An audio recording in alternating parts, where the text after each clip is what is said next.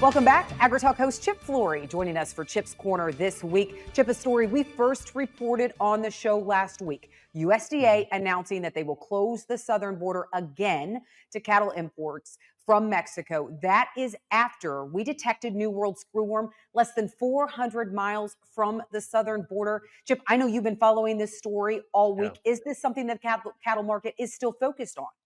Oh, absolutely. It has put a lot of volatility into the cattle trade. And the big reason there is because we've got such tight supplies of feeder cattle in the US because of just a declining cow herd that there are a lot of feedlots that have depended on imports of feeder cattle from Mexico to keep their lots full.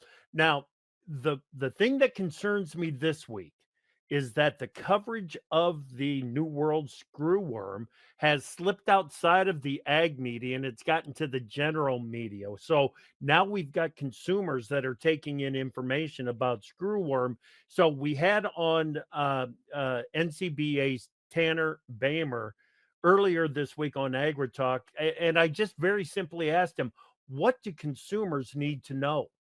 Beef is still a very safe and secure food source. We do not currently have New World Screwworm in the United States. It's also important for them to understand that this is not a viral or bacterial disease. This is a insect pest that in its larval stage can cause pretty significant damage to animals, whether they be domesticated livestock, wildlife, or pets.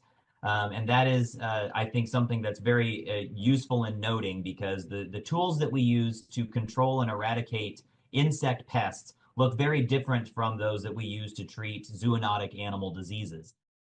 Okay, so what control methods are the US, Mexico, Panama using to control the New World Screwworm?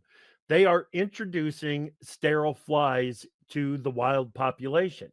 That's in an effort to disrupt and potentially end the next generation of New World Screwworm flies.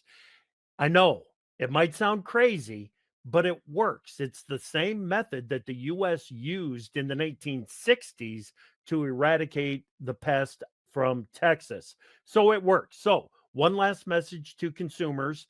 Number one, beef is safe. Number two, there is an international effort underway to get the pest under control.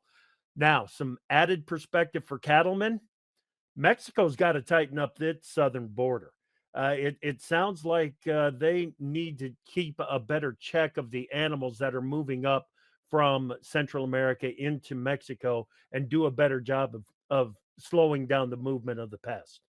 Yeah, Chip, it'll be interesting to see if they act on that because as of Mhm. last week, Mexico's president pretty much said that the US is overreacting Yep. in this Yeah. situation, which is mind blowing Yeah. considering it is less than 400 miles from the border. So, my question for you is we have Mexico claiming that the US is overreacting on the New World Screwworm. We also have the termination of the tomato suspension agreement with Yep. Mexico and the issues there, and the US pork industry nervous that Mexico Yep. could retaliate against US pork. So, would you say that tensions are actually growing with Mexico right now?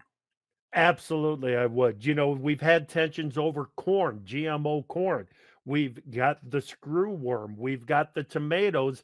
And there sits the pork guys, and they might be the target of retaliation if Mexico would decide to retaliate. It is a strange set of circumstances, but you got to connect the dots. And it all comes back to hogs.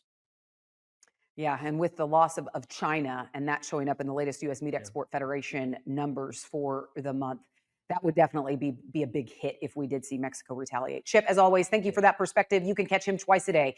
That's AgriTalk AM and PM. That's 10 a.m.